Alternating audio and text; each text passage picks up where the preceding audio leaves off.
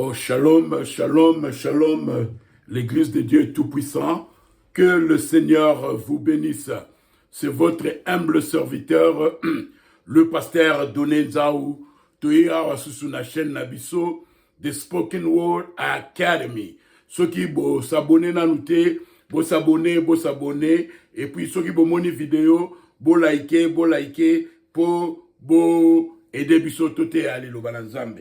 Alors, le Seigneur nous a révélé quelque chose, Ninoyo, Nangle Balobango, common belief. Hein? Donc, les choses, common belief, donc, common belief, les croyances communes. Donc, Babiloko Oyo, tant que Koli, tant que Botami, tant que Nendara Nzambe, donc, batu nyonso, bandimara ngwana. Que a homonité, sozo samela, faut ça la boye. Mais la Bible nous dit que vous connaîtrez la vérité et la vérité vous affranchira. Dans la Bible, on est dans le biso que biso bananzambe, nini absolu na biso ba chrétien, absolu na biso ezali Biblia. C'est la Bible. Mais la Bible oyo, tout le monde a que, ba makamu mususu dans la Bible oyo bananzambe, que ce qui va expliquer en côté, vous comprenez. Donc, sur tes aïe, tu crois que tu as un tamuke nino place mon l'unique éthiopien. A Outaki na Jérusalem, a Outaki ko Sambela, si quoi zozon en Éthiopie. Tanga zozon en Éthiopie, azu tanga suko mukanda ya Isaïe. Azu tanga ba prophétie ya Isaïe. Mais si quoi azu comprendre te na Isaïe na acte, souffle d'aba acte 10 way. Azu comprendre te. Allez, Nzambe, Philippe, azalaki place moko, Nzambe a lomoli Philippe, nanino, na réunion, a enlevé Philippe à Tindie. Si quand Philippe a yé, peut mettre la char, il y a Nino, l'unique d'Éthiopie, a tourné, est-ce que, osons comprendre ma camozotanga? Éthiopie, et l'unique Éthiopie, tu vas examiner, n'a comprendre, ce qui moutou a expliqué ngate. Donc, ma camozou, c'est ça la carte de la Bible à Bananzambe. Ce qui va expliquer, yote, tozalaka na common belief, tozalaka na nino na croyance commune que ba exception ate bakamanzambe mu bakamanzambe ba force raté te omoni nzambe zambaza omniprésent. Alors le Seigneur a mis dans notre cœur parce que la Bible nous dit que mon peuple meurt par manque de connaissances. Mais place mon nzambe a promettre que ils seront enseigneurs de Dieu. Yangona tolba na biso toujours que ce qui nzambe alingol limbole la biso Biblia. Ce qui nzambe alingol limbole la biso liloba nzambe atinde la biso toujours messager. Alors surtout que dans mukanda ya Luc chapitre 14 verset au na 15 et sa parabole oyo roi sala ki feti mais to bandana nino na verset 20. Un autre dit, je viens de me marier, et c'est pourquoi je ne puis y aller. 21. Le serviteur, de retour, rapporta ces choses à son maître. Alors le maître de la maison, irrité, dit à son serviteur, va promptement dans les places et dans les rues de la ville, et amène ici les pauvres, les estropiés, les aveugles et les boités. Donc, oh, c'est ça que nano mukonzi a ça qui fait, mais tant que tu as fait, il fallait ça là, bah tu vas m'en faire excuse, oh, ngana bali, oh, tu ngana zui boulot sika, à moyen ya ezate, alors mukonzi siko azala qui irrité. Tu vois parce que oh ezali parabole. J'ai déjà appelé ça parabole. Le serviteur, verset 22, tout ça dans Luc chapitre 14, verset 22. Le serviteur dit, maître, ce que tu as ordonné a été fait. Et il y a encore de la place. 23. Et le maître dit au serviteur, va dans les chemins et les longs des haies. Et ce que tu trouveras, contrains-les d'entrer, afin que ma maison soit remplie. Donc, awa, mukonzi azalaki déterminé que ndaku na ye faut tonda. Mukonzi wana ezali lilingi ya Nzambe. que nzambe aza déterminé que batu fo bakende na enlèvement. Nzambe aza déterminé que na lola batu fo bakota. Alors, ndenge balobaka na biso ke omoni makambo nzambe baforsaka mutu te, mutu ye moko kaya. Mais sikoyo na ngolo bala bino neti na nino na Bible anglais soko tanyango babi. Et le maître dit au serviteur, va dans les chemins, verset 23, et le long des haies, et ce que tu trouveras, compel. En anglais, ça dit compel. Compel them to come. Donc, forcez bango baya. Alors, la Bible le dit, et le maître dit au serviteur, va dans les chemins et les longs des haies, et ce que tu trouveras, contraint. Et là, il faut forcer. Les d'entrée afin que ma maison soit remplie. Donc, automonique, yeah, Nzambe atikaka mutu a décidé. Nzambe atikaka mutu azwa décision. Mais moko et comme rappelé na mama Nzambe, forcing pezalaka. Nzambe ko forcer mutu. Ne te pese un exemple, par exemple, le compelling ministry. Le ministère de forcer quelqu'un. Yeah. Nzamba force à rater. Mama Nzambe va forcer à rater, mais moko compelling ministry ezalaka. Moko Bible dit que constrain them to come. Constrain them to forcer bango baya. Ya moko Nzambe sur la ligne salela ye ako forcer yo na décision. Moko Nzambe sur la ligne benga ya zo benga zo kate, azo benga zo kate ako forcer yo. Alléluia. Donc, ma croyance sur tout ça, la montée, ma Nzambe, no common belief, les croyances communes. Ma Nzambe va forcer à tête moko. Nzambe, a quoi forcer moutou. Sur la ligne, on est du Paul. Nzambe a forcé yé. La colonne de feu yé. A combien aveugle. Nzambe a forcé à changer le judaïsme athée à sikoyo, païen. Surtout qu'il y a la Bible, Jonas. Nzambe a tindi Jonas el Mukima. Nzamba forcé ye. Ba boaki na mai mbise melie et memie na Ninive. So que la Bible, tu vas toujours la tenter, dans Genèse chapitre 19, verset 15 à 16. Nzambe, algo buma Sodome na Gomorre. Toujours les choses que otokoli to ni marandengo na Nzambe. Ba força ra mutute. Nzambe foye moraya te. Moko, il y a le compelling ministry. Moko, il y a la Bible lobike. Nino roi tindi abi force bango baya. Pour nous déterminer que ndaku nanga efotonda. Moko nzamba ko forcer yo au joie décision. Moko nzamba ko forcer yo na eloko neto lobi Jonas. Neto lobi Lot. Lot a ligo bi matin dans Genèse chapitre 19 verset 15 à 16. L'autre lingo du matin ba ange wana ba bendi l'autre ba biya toke ba bendi ba forcer l'autre zo ba na ba si moi c'est la toke me ya moko na makama Nzambe forcing pezalaka moko ata na vie courant ba biloko mususu batu mususu faut forcer bango ba salango to moni on a Bible Nzamba forcer batu o makama Nzambe ba forcer raté et puis dans l'eau sur la mutu boko alobi ke ote Papa biloko mususu eza ba common belief eza ba croyance mo commune donc yoka ezalaka ndengwana mais eza na vraiment ndengwana te bibliquement parlant. OK omoni parce que la Bible dit que Nzambe asepelaka na mutu oyo apesaka. Ni par exemple maboza apesaka na yemoko na esengo na yemoko. Mais la cité que so ba forcer yo ko pesa. Ne na ndo solo na serviteur de Dieu mon. Et la cité que soba forcé passer donner yo tchakate tchama bonza. Place mon côté la Bible lobike son mutu a salé loko parce que ba forcé qui est à cause de la bénédiction. Te place ça. Mais Dieu aime o ba pesa kana mutema na bango moko. Dieu aime yo moko kaniso pesi. Mais babiloko mususu bati mususu zamba ko forcer bango. Mais zalité son zamba forcer mutu. Et zalité que son forcer mutu a pesi parce que ba forcer qui est à la bénédiction place exacte.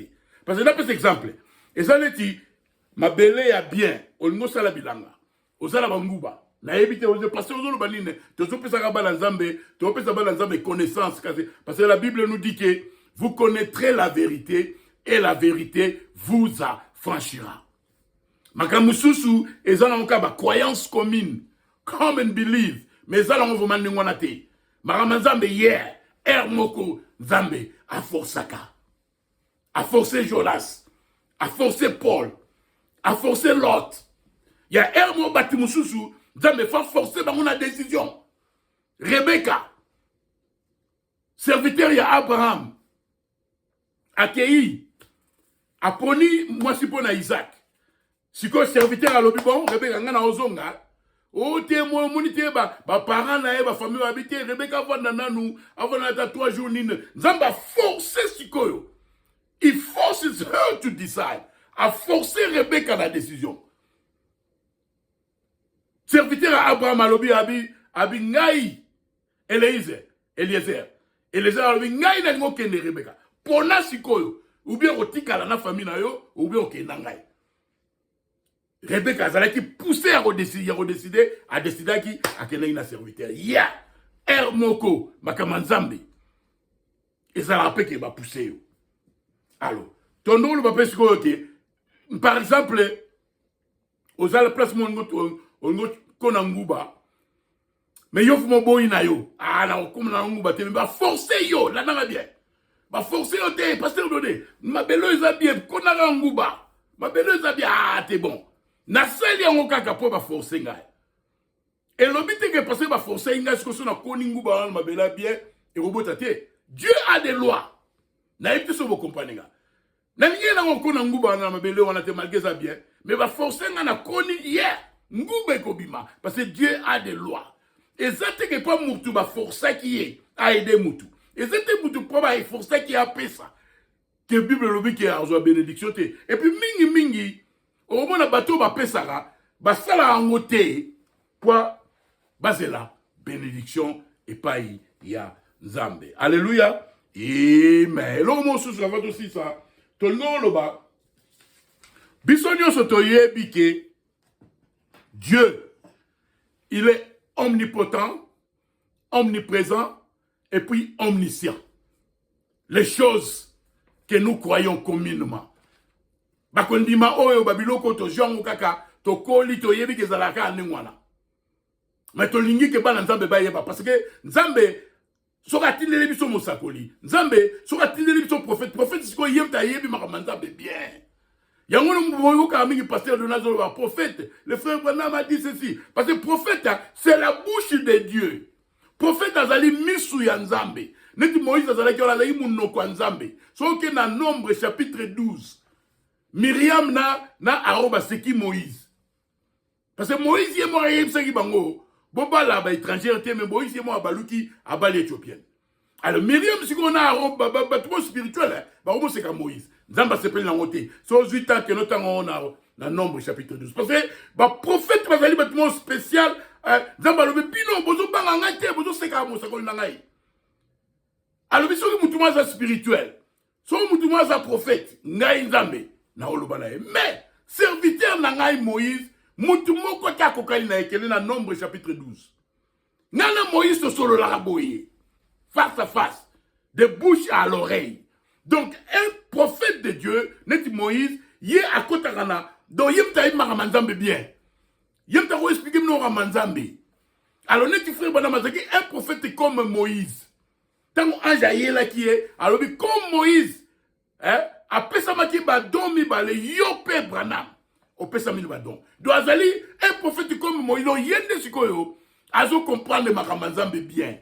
Yende sikoyo, ta solo la rana anji. Netu so oke na Nombre chapitre 12, Jésus, nzamba lobike, ngana Moïse so solo la rana. Lito ina munoko. Est-ce que vous bangez ngate? Donc, un prophète de Dieu, yenta yebi makamanzambe bien côté en clair. Alors, tant que Koli, aussi ça.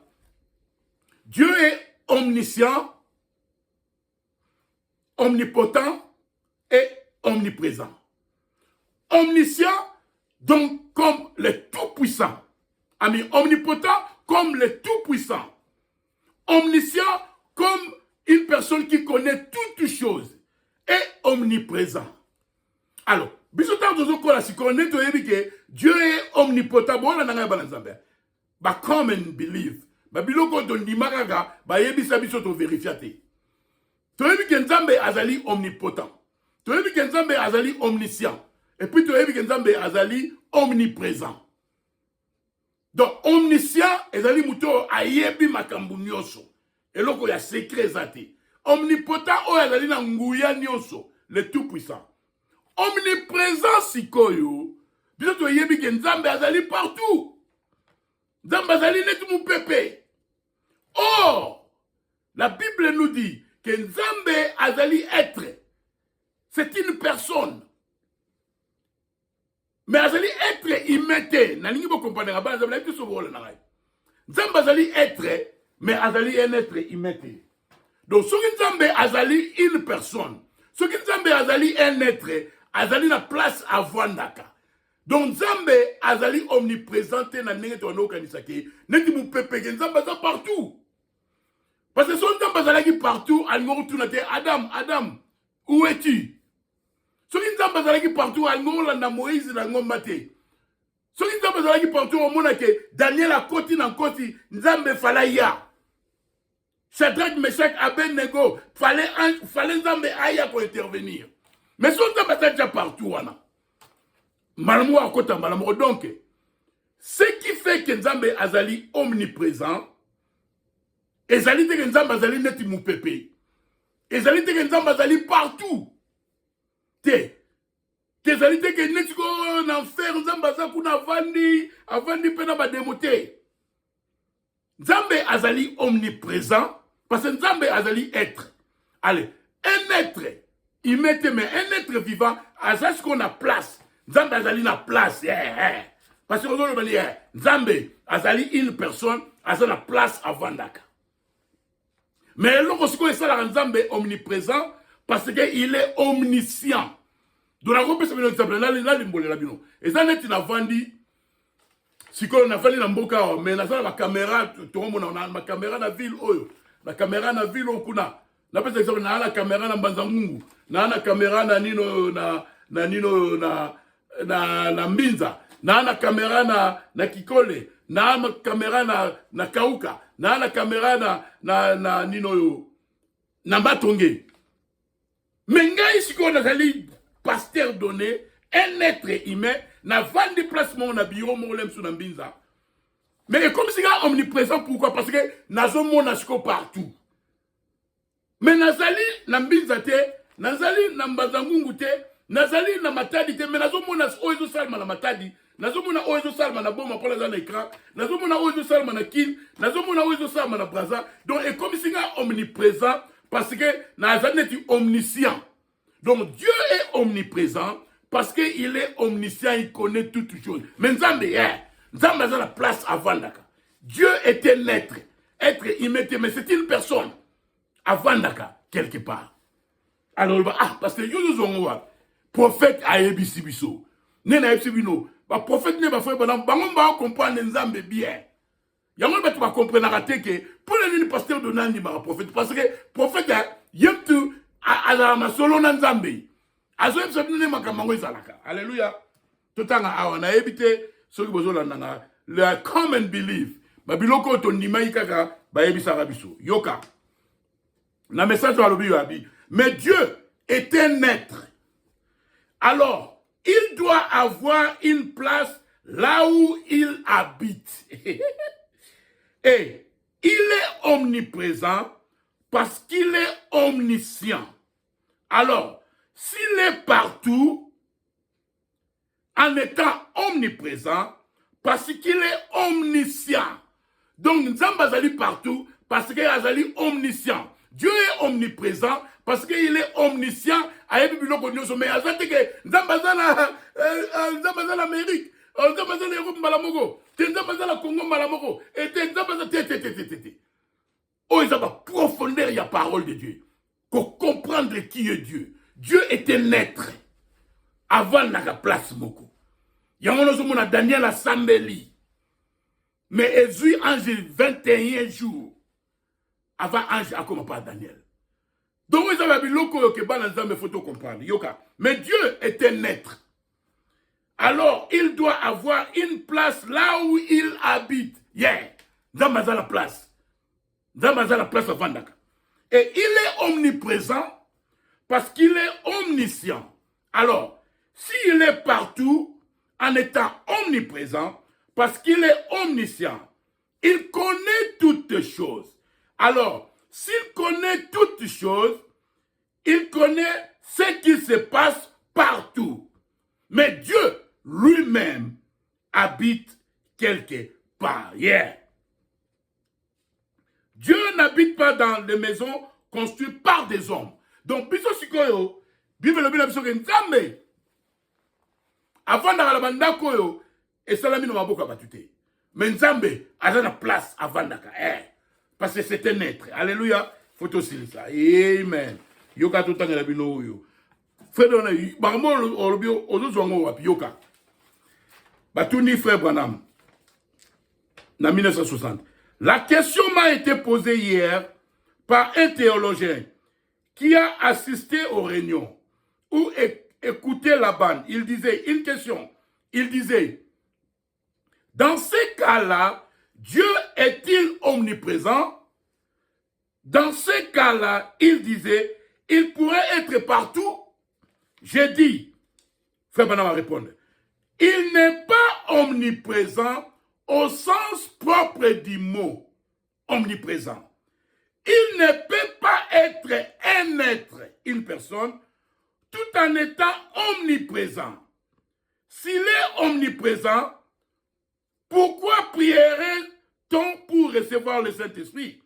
S'il est omniprésent, il remplit chaque feinte, chaque coin, chaque fissure, chaque cellule, chaque fibre et tout le reste. J'ai dit, pourquoi a-t-il cherché Moïse à la fin s'il est omniprésent? Pourquoi a-t-il parcouru les jardins d'Éden dans tous les sens en criant, Adam, Adam, Adam, Adam, où es-tu s'il est omniprésent? Le prophète Azolo Babi, Nzambe, et ça tenait au Kandandro Kanisaki, Nzambe Zara, Moupepe, n'est partout, Azal Lusu Nyonso, Azal Ndaku Nyonso, n'est partout, Nzamba Tondi n'est Moupepe. Dieu est un être. Être immédiat, mais est un être vivant. Alors, parce qu'Azali être, Azana place Moko, Nzambe Avandaka. Mais Avandaka n'a pas ore salami n'a pas beaucoup mais Nzambe Azana Ndaku, Nzambe Azana place Avandaka. Parce qu'Azali être. Donc, celui Nzambe Azali omniprésent, parce qu'il est omniscient. Pour Ayebi Nyonso. Alléluia. Balazan Borola Nangaya, Yoka. Il est omniprésent du fait qu'il est omniscient. Il sait tout parce qu'il est infini. Il est infini. C'est ce qui fait qu'il est omniprésent. Comme il est omniprésent, alors il est infini. Alors il est dans le ciel. Il habite dans un lieu parce qu'il est un être. Mais comme il est infini, alors il connaît toutes choses. Chaque fois qu'un moucheron cligne les yeux, il le sait. Il connaît chaque bourdon, où il va dans les rayons pour chercher son miel. Il connaît chaque moineau qui est perché dans l'arbre. Il connaît chaque pensée qu'il y a dans votre esprit. Parce qu'il est infini et qu'il est omniscient. C'est-à-dire qu'il est non seulement infini, mais il est omniprésent. Il sait tout. Seulement, il est un être. Dieu est un être.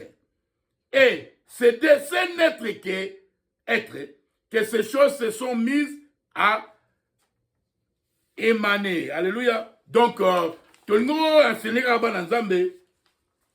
Prophète. Il y a besoin de comprendre Nzambe bien. Yeah. Dieu est omniprésent. Et l'accident de Nzambe est mon pépé. Partout. Partout. Donc, awa, azalanda ko, azalanda ko kuna, azalanda ko te. Yamonzo mona même kutu, frère Branham a prié pour Nabatou, ba réunion Sili nango. Après une semaine, ange de l'Éternel a remonté les casques na quartier wana. Azo guérir. Bateau frère Branham a dit 2 semaines que baza guéri. Alléluia. C'est le Dieu que nous servons. Babylone mususu. Et ça qui n'est pas dans l'école primaire. Mon baril sont moins 2 plus 3. Impossible. Mais ça, c'est une possibilité. Parce que moins 2 plus 3 égale 1. Mais tant que tu es dans l'école primaire, ils en ont moins ma casse pour Nabiso. Mais tant que tu commences à algèbre, tu commences à comprendre. Alléluia. Donc il faut connaître Dieu dans sa profondeur. Qui est le Seigneur.